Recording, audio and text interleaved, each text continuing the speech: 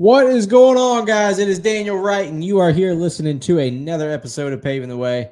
And guys, I am tired today. I'm sure you can hear it in my voice. I feel it. If you're watching this, you can probably see it on my face.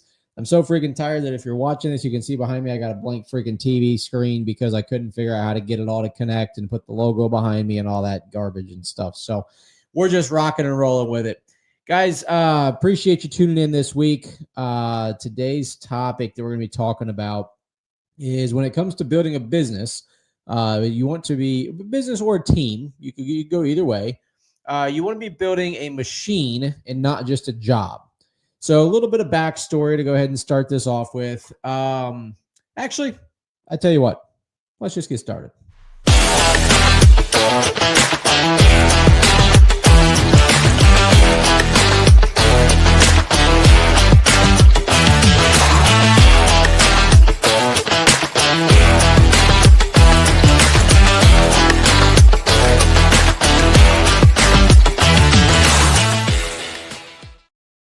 All right. I know that was a little bit of a teaser because you were like waiting for the backstory, and then I just went and boom, hit the intro on you. So, but anyways, guys, no, I appreciate you tuning in as always. Episode 145 this week about building a machine and not just a job.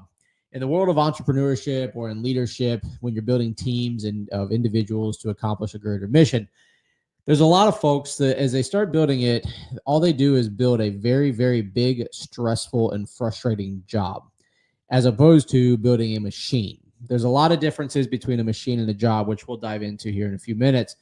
But I wanted to just kind of take a moment and kind of give you a little bit of backstory on why I'm wanting to talk about this topic this week. For those of you who do follow me personally on social, typically on my Facebook or my Instagram, or just know me personally, you'll know that this past week, February 14th, we had to put down our oldest pup, Lucy. So she was 15 years old. She turned 15 on the 14th. Kelsey and I'd had her. It was my first dog that I got when I was 20 years old. She was my little girl, my daughter. She was 10 months old when I got her, and neither of us had any idea what we were doing in life. There were times where I had no clue what I was doing with her. There's times she had no clue what she was doing with me. Went through a lot of good times, a lot of hard times, and everything in between together. And then when she was about 3 years old or so is when Kelsey came into the picture. And ever since then, we've all been together. So for those who don't know, I've got 3 other pups. So we got all fur babies. We don't have any human kids of our own, but these pups are like our kids. And last week we had Kelsey got home from work one evening, and she called me and she said, "Hey, you might want to get home." She said, "Lucy's kind of acting funny. She's having trouble standing up, really disoriented, yada, yada, yada." Long story short, the back half of last week, we were more or less working from home / out of office, taking care of Lucy. And some people, if you think, oh, it's a dog, you just got to let it do its thing. Well, you could probably go ahead and shut this off because you're not going to respect or appreciate the rest of what I'm going to talk about. But, those, like I said, those are our kids. And so we would do anything for them, just like anybody else who loves their fur babies would do anything for theirs. And so we were out of office more or less, Wednesday through Friday last week. But as I was talking with, I think I was talking with my mom about some stuff, and she kind of asked me, she's like, "Well, how's work going with you guys being out, handling this stuff?" And I said, honestly, Mom, I'm so fortunate that I've got a team at Proline that when we're gone, like if something happens, that causes us to have to be out of office, out of commission, whatever it is, for a period of time, right? Not forever. We're not talking about months on end or weeks on end, but 3-5 days, a week, maybe even 2 weeks. I said, we've got a handful of individuals that work at the company that they care about this company like it's their own. They may not know how to do everything. They may not know all the answers. They may not be able to cast the vision and do all the things that my job is or, that Kelsey does. But nonetheless, the company runs when we're not here. And she told me, she said, Daniel, she said, don't take that lightly. She said, the fact that you've got a team that, one, not only can do what they need to do without you being there to oversee them and to guide them and to, hold their hand through every step, but also the fact that they care enough to be able to pick up the slack when you're gone, do what needs to happen to take the load off your shoulders so you can handle your things at home, whatever it may be. She's like, that's something you definitely don't want to take for granted. And I told her, I said, well, Mom, I don't every day.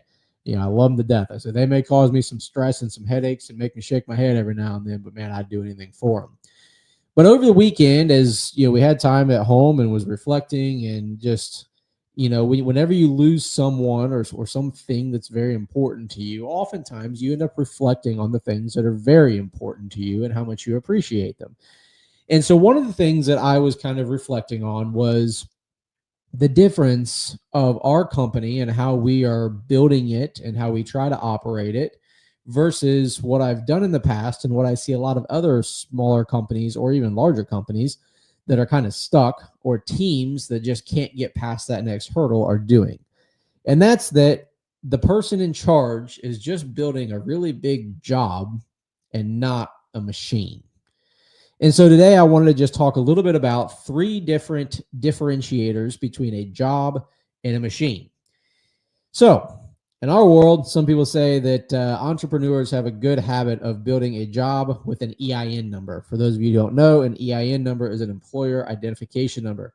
It is something that identifies your company to the federal government so they can charge you taxes and you can pay them.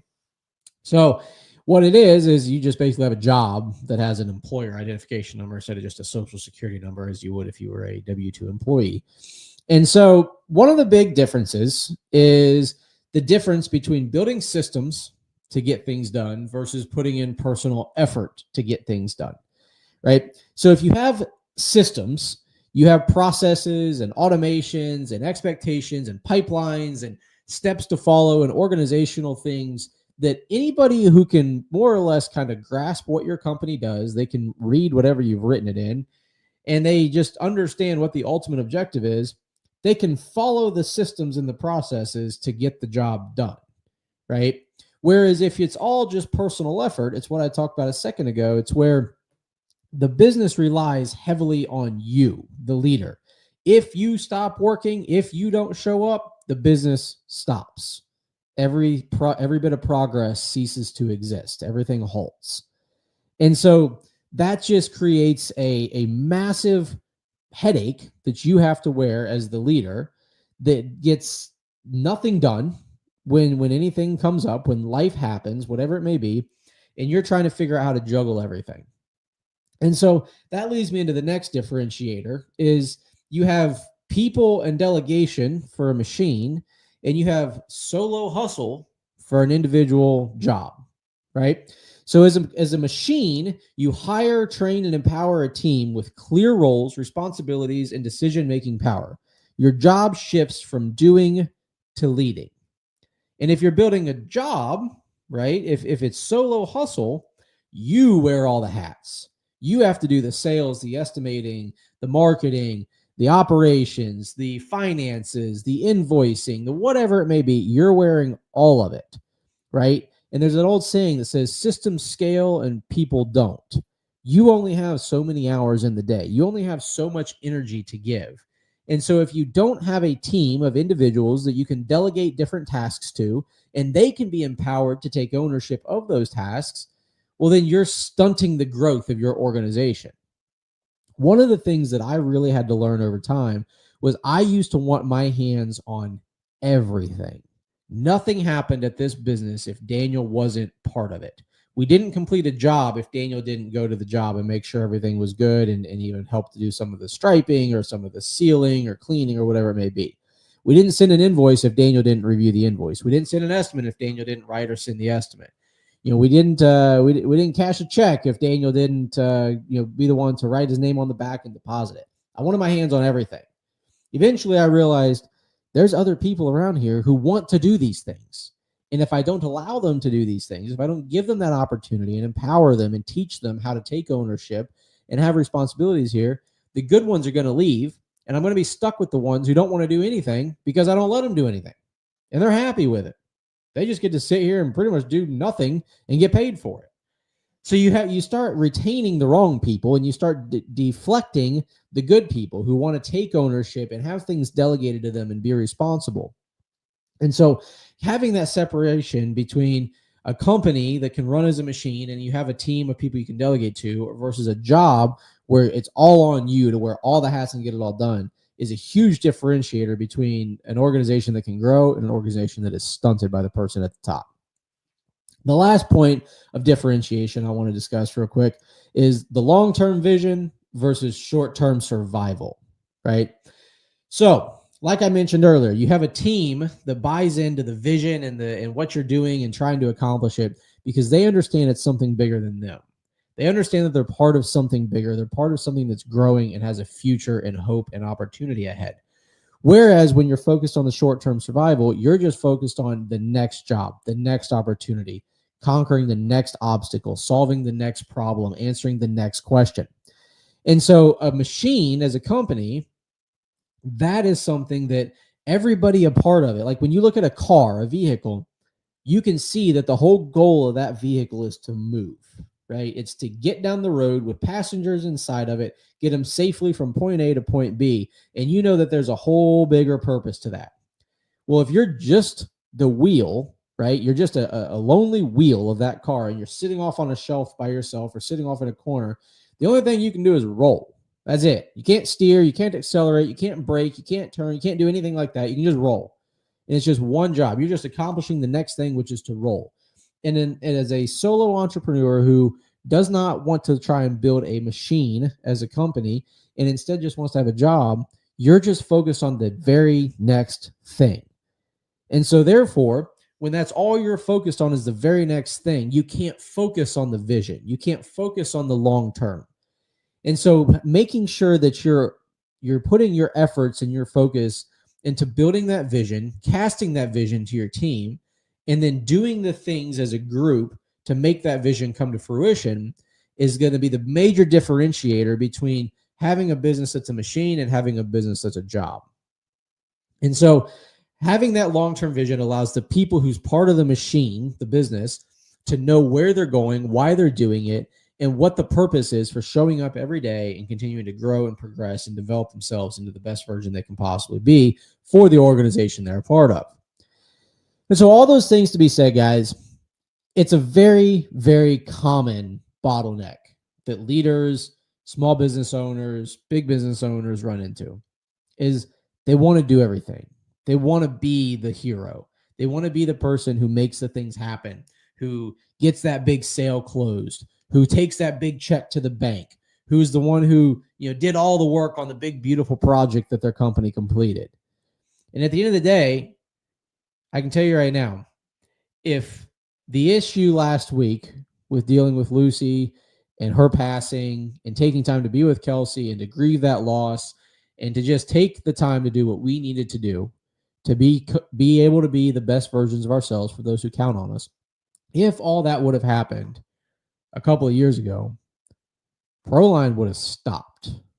No one would have known what to do because I didn't empower them.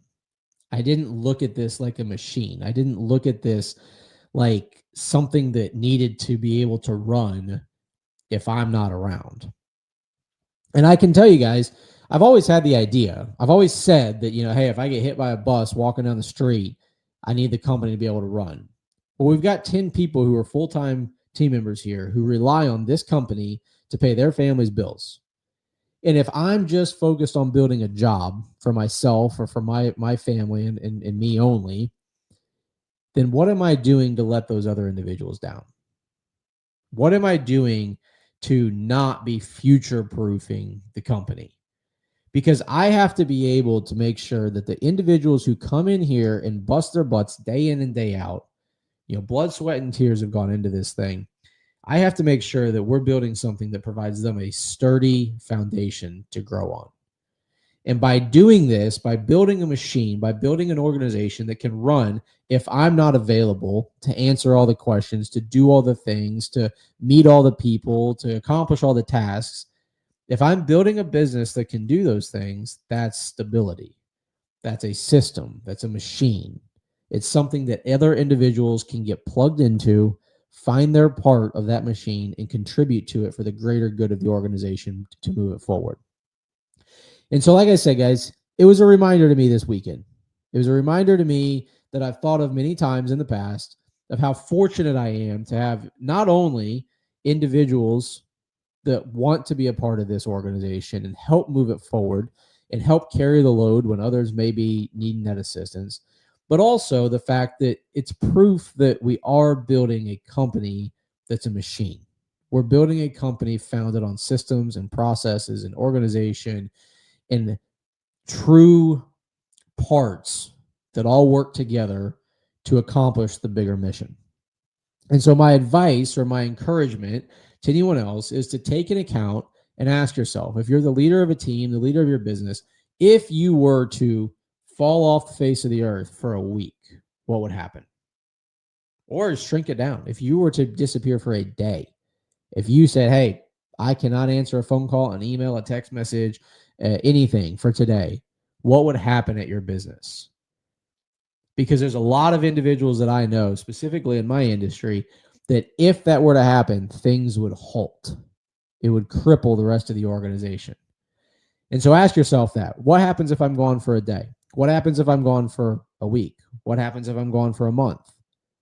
And then you can kind of keep going from there, right? The ultimate goal is if you're at the top of the organization, if you're the owner of the organization or the top leader of your team, that if you were to disappear, the team keeps going, right? They might be sad that you disappeared if you're a good leader, but ultimately they can keep going and they can keep providing for their families and keep taking care of their responsibilities and keep serving your clients, keep being there for your vendors as a client, whatever it may be, it can all keep going.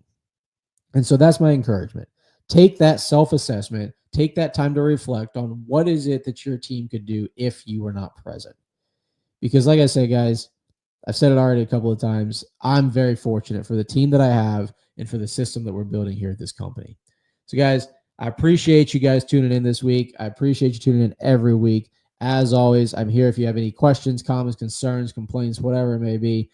Reach out, drop a comment, shoot me a message. I'm happy to talk. Hope you have a great rest of your week. I hope you have a great weekend, and I look forward